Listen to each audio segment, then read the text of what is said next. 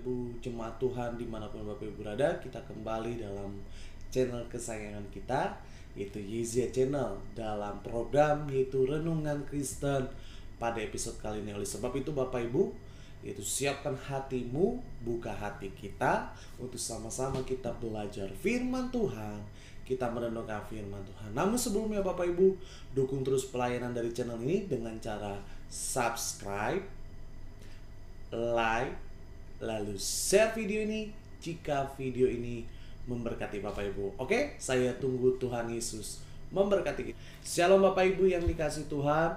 Bagaimana kabarnya?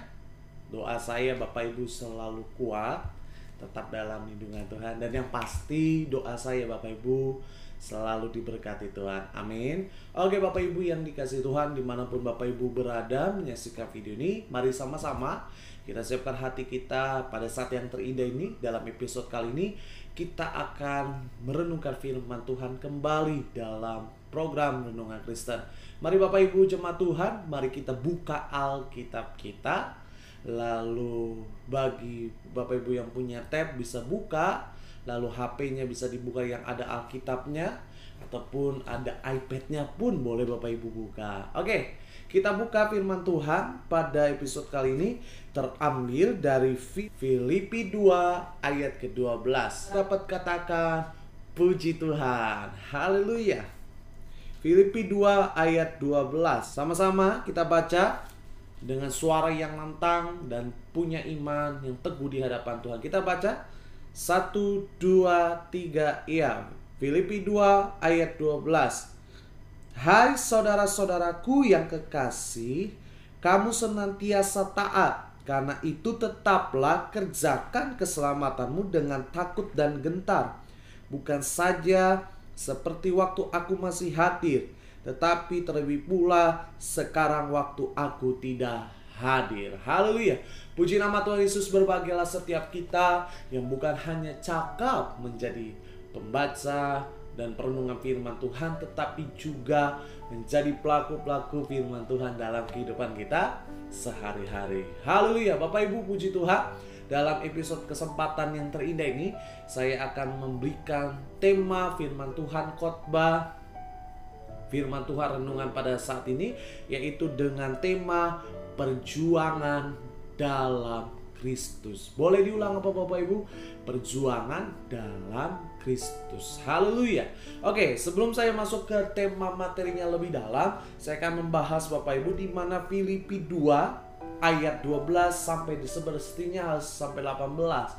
Tapi penekanannya tadi di ayat 12. Tapi saya mau kasih tahu Bapak Ibu bahwa Filipi 2 ayat 12 sampai dengan 18, di mana pada zaman itu yaitu Paulus ingin mengingatkan jemaat di Filipi, yaitu bagaimana, yaitu bahwa mereka harus tetap yakin terhadap iman mereka, gitu, terhadap yaitu iman mereka kepada Tuhan. Jadi Filipi 2 ayat 12 sampai dengan 18 ini konteksnya adalah di mana Paulus ingin mengajar, mengingatkan gitu kan kepada jemaat Filipi pada zaman itu bahwa mereka harus tetap kuat dalam Kristus. Mereka harus tetap teguh imannya dalam Kristus, terutama dalam hal keselamatan. Loh kok Pak Pendeta kenapa keselamatan?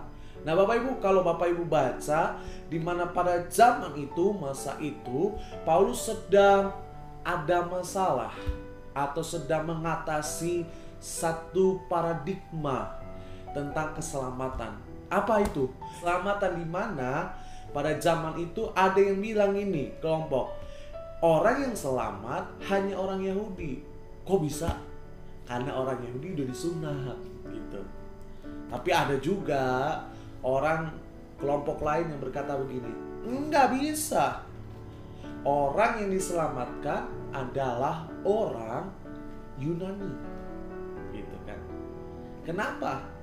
Karena Yesus mati buat dia. Jadi ini adalah pertentangan satu dengan yang lain, pertikaian gitu. Kalaupun Bapak Ibu sampai hari ini masih ada yang saya lihat di mana-mana media sosial gitu kan, oh gue paling benar, lu nggak bisa selamat gitu kan. Oh, saya paling benar, ajaran saya paling selamat. Nah, itu sebenarnya udah ada dari dulu hingga sekarang pun masih ada. Tetapi Paulus ingin menekankan bukan masalah orang mana yang diselamatkan. Betul gak? Bukan sukunya, bukan negaranya, bukan kebangsaannya. Tapi Paulus menekankan tentang esensi keselamatan itu loh yang penting. Apa? Kita semua sudah diselamatkan oleh Tuhan. Yang setuju katakan amin. Betul nggak? Tetapi nih, sekalipun kita sudah diselamatkan, Paulus bilang tetap kerjakan keselamatan itu. Artinya gini, harus ada yang diperjuangkan. Bahasa gampangnya begitu Pak Bu. Jadi keselamatan yang Tuhan sudah berikan secara cuma-cuma kepada kita bukan berarti kita nggak bisa harus perjuangkan. Tapi Paulus bilang kita harus perjuangkan keselamatan itu. Nah, dalam episode kali ini saya akan membahas perjuangan-perjuangan apa sih? Dalam faktor apa? Dalam bentuk apa yang Tuhan inginkan? Yaitu kita berjuang dalam keselamatan yang Tuhan berikan. Penasaran kan Bapak Ibu? Siap diberkati? Yang siap katakan saya siap diberkati oleh Tuhan. Haleluya. Oke, jangan berlama-lama Bapak Ibu, kita akan belajar perjuangan apa sih yang Tuhan mau kepada kita umat-umat Tuhan, kepada kita anak-anak Tuhan. Sekalipun kita sudah diberikan keselamatan secara cuma-cuma, gratis, tapi Tuhan mau kita juga harus ada perjuangannya. Oke, yang pertama Bapak Ibu buka di ayat ke-12a. Ayat 12a sampai kata taat saja. Ayat 12a. Yang sudah dapat katakan Tuhan Yesus keren. Oke, kita baca sama-sama. 1, 2, 3. Iya. Hai saudara-saudaraku yang kekasih, kamu senantiasa taat. Sekali lagi saya bacakan. Ayat 12a. Hai saudara-saudaraku yang kekasih, kamu senantiasa taat. Nah, Bapak Ibu bisa garis bawahi kata taat. Ini kata kuncinya. Saya renungkan firman Tuhan ini, saya baca, saya dapat hikmat dari Tuhan. Apa yang harus kita perjuangkan? Yang pertama, Tuhan mau dengan keselamatan yang Tuhan berikan kepada kita secara cuma-cuma gratis, Bapak Ibu dan saya pun harus berjuang dalam hal apa? Yang pertama saya pelajari dari kata taat ini adalah tentang berjuang mempertahankan komitmen dan ketaatan. Boleh diulang apa Bapak Ibu? Komitmen dan ketaatan. Saya mau bilang Pak, bahwa Paulus ingin memberikan tahu bahwa kepada jemaat Filipi teraplikasi juga sampai hari ini kepada kita zaman sekarang, bahwa keselamatan yang Tuhan berikan memang gratis, gitu kan. Kita nggak bayar, kita nggak mesti berbuat apa-apa. Tuhan kasih dengan cara Dia mati di atas kayu salib. Tetapi keselamatan itu ketika sudah Tuhan gratis kasih sama kita, kata Paulus harus diperjuangkan. Nah, yang saya ketemukan, Paulus ingin mengajar kita, firman Tuhan ingin mengajar kita, Bapak, Ibu, dan saya harus berjuang mempertahankan keselamatanmu dalam hal komitmen. Amin. Ketaatan. Komitmen dan ketaatan ini satu kesatuan yang gak bisa dipisahkan oleh apapun, Pak Bu. Orang yang taat pasti diawali dengan komitmen. Orang yang komitmen pasti menghasilkan ketaatan. Makanya saya bilang gak mungkin berbeda, terpisah. Betul? Orang yang taat pasti komitmen. Orang yang komitmen pasti menghasilkan ketaatan. Nah, Tuhan mau kita, Tuhan sudah berikan keselamatan kepada kita, Pak Bu. Sudah memberikan kasih-Nya yang besar, darah-Nya yang tercurah buat kita. Nah, saudara dan saya, dalam kehidupan kita, kita harus berjuang mempertahankan komitmen dan ketaatan. Dalam hal apa Pak Pendeta? Yang utama saya bilang sebagai hamba Tuhan, Bapak Ibu, apa? Untuk hidup komitmen dalam kekudusan. Boleh diulang Bapak Ibu sama-sama, hidup dalam kekudusan. Nah, ini adalah kekudusan itu, saya mau bilang Pak, itu hal yang gak gampang, hal yang gak enak untuk kita lakukan gitu. Mungkin teorinya gampang gitu, mungkin teorinya gampang gitu, pelajarannya gampang, tetapi prakteknya ini susah. Betul gak? Iya. Makanya Tuhan mau kita memperjuangkan ketaatan kita, komitmen kita untuk apa? Nggak hidup dalam dosa, hidup dalam kekudusan. Saya bilang Pak, susah, nggak gampang. Makanya Tuhan bilang, ayo berjuang dalam komitmen, dalam kekudusan. Betul nggak? Iya. Kadang-kadang jemaat Tuhan gitu kan, iya, dalam kehidupan sehari-hari, gak usahlah hal yang besar-besar dosanya, hal yang kecil deh, simple. Apa itu Pak Pendeta? Misal kita mau komitmen nih, nggak bohong gitu kan, nggak bohong. Nah, kadangkala gitu kan, contoh istri nih, contoh misalnya dia ngutang gitu kan. Pas satu kali dia ngutang, nah si penagih utang ini datang, padahal dia udah ngomong dia komitmen nggak hidup dalam kebohongan gitu kan. Ya, si penagih utang ini contoh datang, kucuk datang ke rumahnya, ting tong, sepada misi gitu kan, sepada. Nah, dia lihat dari sini, dia kaget, dia datang, mana ya? Nah, ada anaknya, dibangunin, cok, bangun, cok, bangun, sini. Kamu sayang mama nggak? Kata Ucok, iya mama, aku sayang mama. Gitu kan, iya kan, betul kan? Iya mama.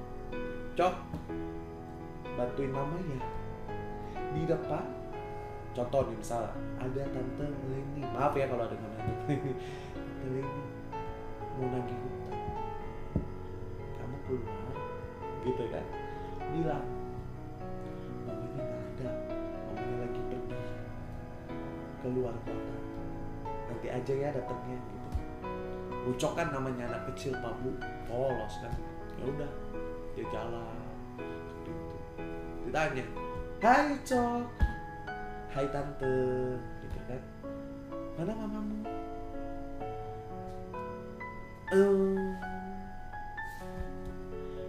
Pesan mama, kata mama untuk disampaikan ke Tante. Mama bilang mama lagi pergi ke luar kota. Gitu. Padahal berarti si Tante Leni bilang gini, berarti mamamu ada. Ya, itu sih kata mama barusan. Bener gak Pak Bu? Ya kan, itu contoh.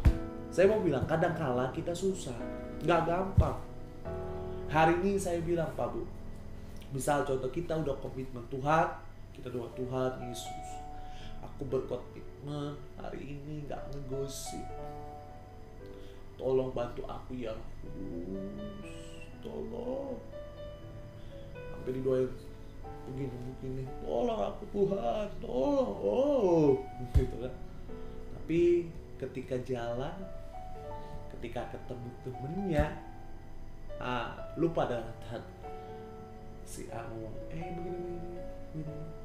Akhirnya apa? Kadang-kadang kita nggak komitmen, lupa. Akhirnya ikut minum. Lu tahu nggak sih? Itu tuh si Leni tuh, kalau ke gereja, pakai gelang di mana-mana. Lu tahu nggak sih? Itu mah gelang imitasi bro. Yang pasar tuh pasar di induk tuh, gitu. Bener gak Pak Bu? Betul kan? Iya kan, betul kan? Nah, itu contoh sederhana Pak. Kita kadang-kala pengen untuk komitmen, untuk gak hidup dalam dosa. Tetapi kadang-kala kita gak berjuang, kita gak ada tindakan. Saya mau bilang gini Pak, kadang-kala kita cuman lip service, kadang-kala cuman sampai hati. tapi nggak pernah tekniknya, tindakannya kita lakukan. Bener nggak? Setuju nggak? Ya. Tapi hari ini saya mau bilang, Pak, Tuhan ngajar kita, Tuhan mengingatkan kita. Kalau Tuhan sudah kasih keselamatan, Tuhan kasih cuma-cuma gratis, Bapak, Ibu, dan saya pun harus berjuang. Dengan cara apa? Komitmen taat akan firman Tuhan. Amin. Jadi yang pertama, Bapak Ibu, juangan dalam mempertahankan komitmen dan ketaatanmu akan Tuhan. Terutama kan firman ini susah, Pak. Ini gak gampang. Ini perlu perjuangan. Tapi saya percaya kalau kita ada kemauan, kita ada usaha, kita bisa minta Roh Kudus tuntun kita. Saya percaya Bapak, Ibu, dan saya pasti bisa komitmen untuk hidup dalam kekudusan. Amin. Yang setuju katakan haleluya. Oke, itu yang pertama, Bapak Ibu. Yang kedua, ayat ke-12b, lanjutannya. Oke, sama-sama dari kata karena itu sampai aku tidak hadir. Sama-sama kita baca. 1, 2, 3, iya. Karena itu tetaplah kerjakan keselamatanmu dengan takut dan gentar. Bukan saja seperti waktu aku masih hadir, tetapi terlebih pula sekarang waktu aku tidak hadir. Haleluya. Oke, yang kedua saya tertarik dengan ayat 12b ini, Pak Bu. Kalau Bapak Ibu baca, kalau Bapak Ibu perhatikan di ayat 12b ini, mungkin bertanya, loh kok Pak Pendeta, Paulus emang lagi di mana Pak Pendeta? Kok bilangnya aku nggak hadir, padahal dia nulis surat ini. Nah, saya mau kasih tahu Bapak Ibu. Jadi konteksnya pada saat itu Paulus sedang di penjara. Sama-sama katakan di penjara. Nah, Paulus sedang di penjara bersama Silas, di mana dia mengalami masalah, mengalami tantangan dalam pelayanannya. Tetapi Bapak Ibu, saya mau bilang, surat Filipi ini ditulis pada saat Paulus sedang di penjara, diberikan kepada jemaat yang ada di kota Filipi. Nah, jadi yang kedua saya pelajari, saya dapatkan Pak Bu, jadi mereka jemaat Filipi itu ketika Paulus nggak ada, mereka mulai goyah. Ketika Paulus nggak hadir, mereka mulai goyah. Nah, ini berbicara apa yang kedua yang saya dapatkan Bapak Ibu? Untuk kita perjuangan apa dalam mempertahankan, yaitu apa? Keselamatan yang Tuhan beri. Saya mau bilang yang kedua, berjuang dalam fokus kita kepada Tuhan. Sama-sama katakan, saya harus fokus sama Tuhan. Amin.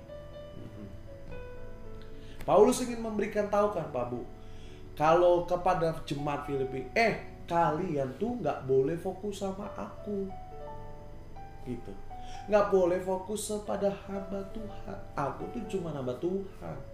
Sekalipun aku nggak hadir, nggak ada di tengah-tengah kalian, nggak bersama dengan kalian, nggak berfellowship bareng sama kalian, tetapi dalam kehidupan rohani kalian, dalam perjalanan iman kalian, kalian tetap harus kerjakan keselamatan itu.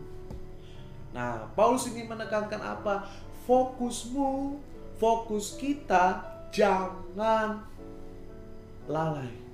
Fokus kita jangan kepada fokus yang salah, tapi fokuslah kepada hal yang benar, yaitu Yesus. Amin. Nah, aplikasinya begini Pak, banyak kita yang sudah ditebus oleh Tuhan, sudah merasakan kasih Tuhan, tetapi fokusnya nggak pada Yesus. Sekali lagi saya bicara Pak Bu, banyak orang Kristen merasa sudah ditebus Tuhan, sudah dibayar lunas secara gratis, free gitu kan. Tapi dalam perjalanan imannya dia lupa, fokusnya melenceng, yang harusnya kepada Kristus, kepada Yesus, tetapi dia melenceng kepada hal-hal yang lain. Contohnya apa? Biasanya saya ketemukan apa? Dalam hal duniawi. Betul nggak? Saya mau bilang Pak, kita memang sudah ditebus oleh Tuhan, tapi kadang-kadang orang Kristen, maaf saya ngomong maaf seribu maaf, kadang-kadang tanda kutip nggak tahu diri. Betul. Contoh ya, contoh nih, ini contoh. Misal waktu dia belum diberkati Tuhan melimpah-limpah gitu kan, datang ke gereja, nyembah Tuhan setulus, doa sama Tuhan gitu kan, oh haleluya, maju altar call, didoain pendeta mulai dari tangan kiri, tangan kanan gitu kan, atau enggak dilakukan, tapi pada akhirnya Tuhan berkati dia. Nah, kebanyakan saya ngelihat jujur saya ngelihat banyak jemaat udah diberkati Tuhan, udah disayang Tuhan, sudah merasakan kasih keselamatan yang Tuhan berikan, tapi apa yang dia lakukan? Maaf saya ngomong, dia lupa Tuhan. Betul. Banyak kalau ada jemaat ditanya gini, Pak Pendeta, Pak, kemarin kenapa nggak ke gereja, Pak? Jemaatnya bilang gini, aduh Pak Pendeta kayak nggak tahu aja, Pak. Aduh, saya mah sekarang sibuk, Pak. Tender A, tender B, tender C, semua saya harus ngelain. Ini klien saya, Pak, dari luar negeri, dari Amerika. Oh, saya harus nemenin dia main golf, gitu kan. Harus nemenin dia jalan-jalan keliling Jakarta. Oh, saya nggak bisa, Pak, waktunya. Pendeta baik gitu kan, kadang-kadang gembala juga baik gitu kan. Ya udah Pak, nggak apa-apa deh, minggu ini Bapak nggak datang gitu kan, minggu depan datang ya Pak Pendeta, Bapak ya. Ya Pak, saya usahakan gitu kan. Tiba-tiba besokan datang, nggak datang juga. Ditanya lagi, Pak kenapa nggak datang? Pak Pendeta rewel banget sih, cerewet, mulutnya kayak cewek. Udah Bapak ya urusin aja jemaat yang lain, jangan urusin saya. Bapak urusin aja jemaat yang lain, tuh encim-encim tuh. Ya, Bapak urusin aja encim-encim tuh. Ngapain urusin saya? Udah Pak gini, kalau saya bisa datang, saya datang. Kalau nggak bisa datang, nggak usah, saya nggak datang. Udah gini Pak, kalaupun saya nggak datang, udah ya Bapak, saya titip salam aja sama Tuhan Yesus. Bilang, Tuhan Yesus, aku nggak bisa datang, si Pak Ucok nggak bisa datang. Udah, baik, Tuhan Yesus berkati. Bener gak? Bener kan? Tapi banyak orang Kristen seperti itu. Ketika belum diberkati, ketika belum merasakan kasih Tuhan, kemenangan yang Tuhan berikan, hidup berlimpah, Tuhan berkatin, wow, itu udah rohani banget. Tetapi ketika dia diberkati Tuhan, ketika dia bisa berlimpah banyak, dan saya mau bilang kadang-kadang kita lupa. Banyak orang Kristen lupa diri. Semua itu karena apa? Semua karena gimana? Betul nggak? Saya ngomong apa adanya. Banyak saya ketemu. Makanya saya bilang Pak, ada quote yang mengatakan gini, orang akan teruji bukan ketika di bawah. Orang akan kelihatan sikapnya, karakternya, attitude-nya, bukan pada saat di bawah, tetapi pada saat di atas. Artinya gini, kadangkala kita fokusnya nggak sama Kristus, kadangkala kita nggak fokusnya sama apa yang Tuhan firmankan, nggak apa yang Tuhan bicarakan, tetapi kadangkala kita fokusnya pada kesenangan dunia. Amin. Tuhan mau ngajar kita betul sudah diselamatkan, kita betul sudah dibarui, sudah ditebus oleh darah Yesus. Tetapi saya mau bilang, dalam kehidupan kita harus tetap fokus sama Kristus. Amin. Boleh saudara dan saya diberkati, boleh saudara dan saya punya rumah yang besar, mewah, saudara punya aset di mana-mana.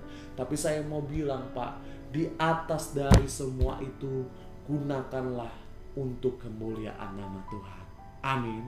Iya, kalau engkau sudah menggunakan itu kemuliaan nama Tuhan, artinya engkau sudah fokusmu sama Tuhan, fokusmu sama Kristus. Tapi kalau engkau gak menggunakan itu untuk kemuliaan Tuhan, berarti fokusmu sama harta dunia.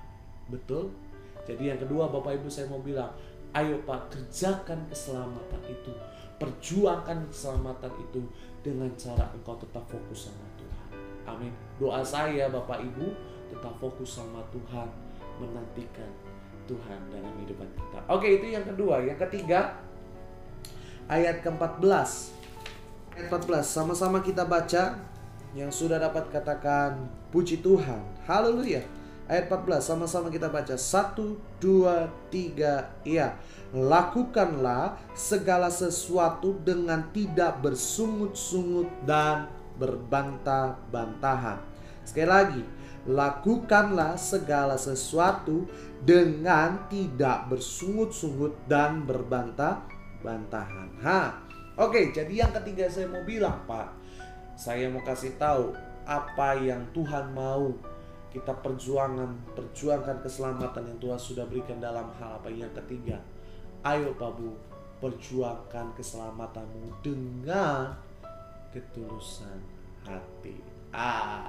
Sama-sama katakan, saya harus punya hati yang tulus. Tulus itu apa Pak artinya? Ada yang tahu? Saya pernah bahas tulus itu apa. Saya mau bilang ini Pak, garis besarnya tulus adalah tidak ada yang tersembunyi, tidak ada rahasia, atau garis besarnya kalau bahasa sekarang tidak munafik. Di depan beda, di belakang beda, nggak kayak gitu. Kalau tulus depan benar A, belakang pun A.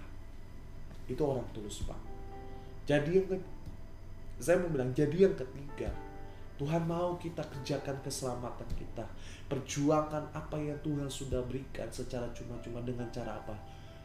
Miliki hati yang tulus. Saya mau bilang, banyak hari ini orang Kristen, orang percaya, KTP-nya Kristen, tapi hatinya gak tulus. Betul? Amin. Iya. Contoh, misal ada dua teman, si Butet dan si Lina. Misalnya contohnya Pak, Butet dan Lina ini dua teman sahabat, kemana-mana bareng-bareng. Tiba-tiba si Butet kesusahan. Si Butet ini papahnya, orang tuanya papanya misalnya contoh ya, penarik angkot gitu ya, supir angkot. Mamanya cuman juru bersih gitu kan. Sedangkan si Lina ini orang tuanya mapan, papanya manajer gitu kan. Banyak hari ini saya mau bilang contohnya nih, banyak orang Kristen gak tulus apa. Ketika Butet lagi butuh bantuan, memang dibantu sama si Lina. Lina datang, udah, lu sabar aja, nanti gue bantu ya, gak apa-apa, gue sayang sama lu sahabat gue, tenang. Mulai saya cerita dibantu. Tapi kalau banyak saya lihat orang Kristen kayak Lina, apa? Gak tulus. Gak tulus dengan cara apa? Yang pertama, kadang-kadang apa? Dia ngomongin ke teman-teman. Ada si Lia, ada si Ucok, dia ngomong, gue kemarin baru bantuin si Butet tuh, Butet butuh duit, gue baru bantuin. Atau ketika nggak gitu, dia butuh, lagi berantem, diungkit, lu dasar ya cewek nggak tahu diri ya, sahabat nggak tahu diri, gue udah bantuin lu susah-susah, coba lu pikirin, betul nggak? Betul nggak? Betul kan Pak? Seringkali kita kayak begitu, nggak tulus hati. Bantu orang, awalnya baik, tapi ujung-ujungnya diukir. Dasarnya nggak tahu diri lu. Gue udah bantuin lu nggak tahu terima kasih. Ampun nih. Saya mau bilang Pak, banyak dari kita nggak tulus hati, tapi Tuhan mau apa kita yang sudah diselamatkan harus punya hati yang tulus. Amin. Sekalipun engkau bantu orang itu nggak bilang terima kasih, engkau pun harus tulus. Tulus itu ya udah, yang penting aku sudah bantu dia. Urusan dia sama Tuhan kalau nggak bilang makasih, yang penting aku udah bantuin, udah titik. Betul.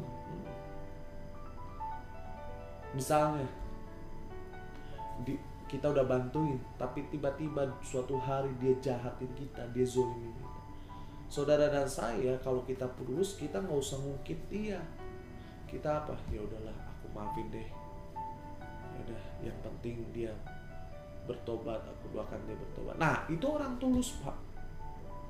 Tapi saya mau bilang, banyak hari ini orang Kristen berkamuflase, bertopeng, di depan baik, di belakang jahat.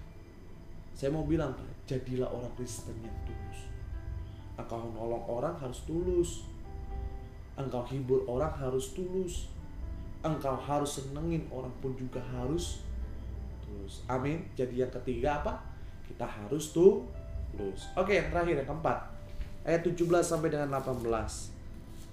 Sama-sama yang sudah dapat katakan puji Tuhan. Sama-sama kita baca 1, 2, 3 iya.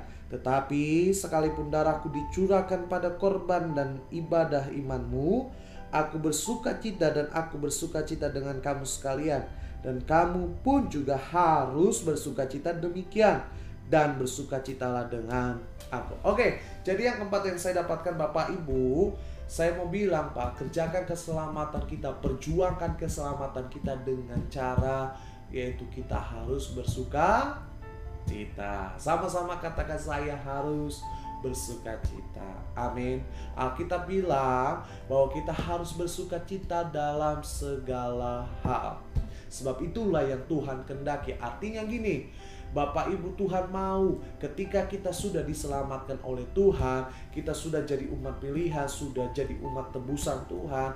Tuhan mau dalam kehidupan kita, dalam perjalanan iman kita, dalam perjalanan rohani kita, kita harus tetap bersukacita. Amin. Sekalipun engkau dalam keadaan buruk, engkau juga harus bersukacita. Sekalipun engkau dalam keadaan baik pun, engkau juga harus bersukacita. Tapi saya mau bilang, akhir-akhir ini banyak orang Kristen bersukacita karena senang doang. Banyak mujizat doang, dia baru bersukacita. Ketika dalam keadaan sukar, ketika dalam keadaan tidak berpengharapan, mukanya udah manyun. Oh, gimana ya nasibku? Aduh. Betul nggak? Tapi giliran dapat mobil mewah, dapat jabatan, oh senang, haleluya, haleluya, oh glory, gitu kan. Tapi ketika dalam keadaan susah, ya gimana ya?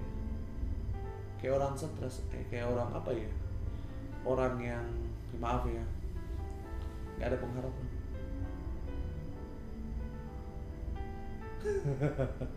Bener nggak? Saya mau bilang Pak, Tuhan mau kalau kita sudah diselamatkan, sudah jadi orang tebusan, kita harus perjuangkan sukacita. Saya mau bilang sukacita, mengucap syukur itu adalah hasil engkau perjuangkan. Amin. Engkau meminta sama Tuhan, Tuhan berikan aku sukacita. Tapi Tuhan izinkan, Tuhan uji engkau dalam kehadapan yang gak enak. Nah, tinggal pilihan. Saudara mau bersukacita atau enggak? Gitu kan? Kalau saudara dan saya bersukacita, pilihannya bersukacita, pasti bersukacita. Tapi kalau saudara ada masalah, ada pergumulan, ada problema, tapi engkau memilih untuk gak bersukacita, mengikuti masalah, saya mau bilang engkau gak akan bersukacita. Betul? Apalagi saya mau bilang Pak, di hari-hari ini, di zaman pandemi begini, saya mau bilang Pak, ayo tetap bersukacita. Amin. Ada yang orang jemaat ngomong, Pak Pendeta enak banget ngomong, Pak Pendeta bersukacita, bersukacita, mengucap syukur. Lalu lu peyang bersukacita. Saya Pak Pendeta, saya di PHK Pak. Wah, anak istri saya makan apa? Gitu kan? Ada jemaat yang ngomong gitu Pak. Tapi saya mau bilang, sekalipun engkau di PHK nih, saya mau hamba Tuhan mau ngomong Pak, sekalipun engkau di PHK pun, engkau tetap harus bersukacita. Kenapa? Karena firman Tuhan katakan, Tuhan punya rencana yang baik. Tuhan punya rencana yang indah bagi setiap kita. Amin. Makanya itu Bapak Ibu harus bersukacita. Kadang kita kenapa? Kita cuma hanya fokus pada hari ini, bukan fokus pada depan. Kita fokusnya cuma pada masalahnya, bukan kehidupannya ke depan. bukan harapan yang Tuhan berikan, bukan mujizatnya yang Tuhan berikan, tapi kita fokus sama masalah. Makanya akhirnya kita memilih untuk gak bersuka cita, kita pasrah. Gitu. Tapi kalau saudara dan saya fokusmu sama Tuhan, fokusmu sama hari depan yang penuh harapan, janji Tuhan, saya mau bilang, engkau akan terus bersuka cita. Amin.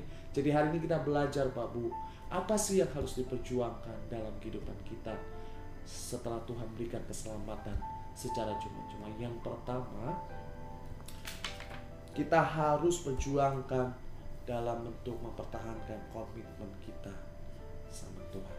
Komitmen apa? Kekudusan. Lalu yang kedua, kita harus berjuang mempertahankan apa? Fokus kita sama Tuhan. Jangan fokus yang lain. Jangan fokus sama dunia. Fokus aja sama Tuhan. Engkau akan diberkati Tuhan. Yang ketiga, engkau harus memperjuangkan apa? Saya mau bilang, yang kita dapat ketulusan hati. Ayo Pak Bu, belajar tulus hati. Dan yang terakhir, engkau harus memperjuangkan apa? Yaitu sukacita. Amin. Doa saya, Bapak Ibu, kita sudah diselamatkan Tuhan, sudah ditebus jadi umat pilihan Tuhan, dan ayo kita tetap kerjakan keselamatan kita. Artinya perjuangkan keselamatan yang Tuhan beri sampai Tuhan datang menjemput kita, sampai kita dipanggil Tuhan untuk kembali kepada Tuhan. Haleluya. Amin. Tuhan Yesus, Bapak Ibu jemaat Tuhan yang dikasihi Tuhan, kita telah belajar firman Tuhan dan merenungkan firman Tuhan. Mari sama-sama kita akan berdoa syafaat pada episode kali ini. Taruh tangan kananmu di dada, kita satukan hati kita, kita bersatu dalam doa. Bapa yang baik, Bapa, kami ucap syukur akan setiap kasih dan kebaikan-Mu yang besar selalu baru melimpah dalam kehidupan kami. Kami telah mendengarkan firman-Mu, biar setiap firman Tuhan yang telah ditaburkan tertanam berakar, bertumbuh dalam kehidupan kami sehingga kami menjadi pelaku-pelaku firman-Mu dimanapun kami berada. Terima kasih Tuhan, kami akan berdoa syafaat. Ada umat-Mu, jemaat-Mu yang menaruh tangan kanannya di dada, yang mengalami penyakit, permasalahan Tuhan. Hamba tidak tahu apa yang mereka alami, tapi hamba tahu, hamba percaya Engkau Tuhan yang menyelidiki, mengetahui apa yang mereka alami Tuhan. Maka aku berdoa dalam nama Tuhan Yesus, angkat setiap masalah mereka, angkat setiap pergumulan mereka, berikan mereka kekuatan dari surga, berikan mereka pengharapan mujizat atas kehidupan mereka, berikan mereka jalan keluar, terutama yang di dalam masa pandemi ini Tuhan. Kami percaya mereka ada dalam tangan-Mu, dalam perlindungan-Mu Tuhan. Bahkan juga hamba berdoa buat siapa saja yang menaruh tangan kanannya di dada yang mengalami sakit penyakit. Angkat setiap kelemahan tubuh mereka, angkat setiap sakit penyakit mereka, gantikan dengan kesehatan tubuh yang baru, organ tubuh yang baru dari surga. Darah Kristus mengalir dari ujung kepala sampai telapak kaki mereka, menyucikan, menyembuhkan setiap organ tubuh mereka. Terima kasih Tuhan, kami berdoa syafaat buat bangsa negara kami kasihi, berkati pemerintahan dari atas sampai terbawah, dalam pengurapan, dalam Roh-Mu Tuhan, berikan kebijaksanaan, roh takut akan Engkau, biar agar mereka bisa memimpin bangsa ini semakin menjadi bangsa yang takut akan Engkau. Berkati Tuhan bangsa ini, kami doa agar shalom Allah, shalom Engkau tercurah, damai sejahtera-Mu mengalir atas bangsa ini. Sembuhkan bangsa ini, bebaskan bangsa ini, lalukan bangsa ini dari virus corona. Kami berdoa siapa saja yang sedang terjangkit mengalami virus corona, aku doa dalam nama Tuhan Yesus, sembuhkan mereka, bebaskan mereka, nyatakan urapan-Mu, nyatakan mujizat-Mu atas kehidupan mereka. Terima kasih Tuhan. Bahkan kami berdoa buat siapa saja yang bekerja dalam para medis, memberikan kekuatan kesehatan agar mereka bisa menangani para pasien-pasien. Sekarang kami berdoa buat para tenaga-tenaga yang menemukan vaksin. Kami doa Tuhan agar Tuhan berikan hikmat dari surga, jalan keluar agar mereka bisa menemukan vaksin, obat untuk mengatasi virus corona Tuhan. Terima kasih Tuhan, terima kasih Bapa. Inilah setiap doa kami sekali lagi serahkan siapa saja Bapak Ibu jemaat Tuhan yang menyaksikan video ini dimanapun mereka berada. Tuhan berkati, Tuhan sayangi, nyatakan kuasa-Mu, nyatakan urapan belas kasihan-Mu atas kehidupan mereka. Terima kasih Tuhan, inilah setiap doa inilah setiap doa dan kerinduan kami alaskan dalam nama Tuhan Yesus. Kami sudah berdoa dan mengucap syukur. Haleluya, Amin. Yesus, Bapak Ibu, kita telah berdoa syafaat, kita telah membaca firman Tuhan. Saya cuma berpesan sebagai hamba Tuhan, tetap semangat, jangan takut, jangan khawatir. Percaya Tuhan yang kita sembah adalah Tuhan Immanuel yang selalu menyertai kita. Oke Bapak Ibu, sampai jumpa dalam video selanjutnya dari channel ini yang terus akan memberkati Bapak Ibu. Tuhan Yesus memberkati kita semua. Shalom.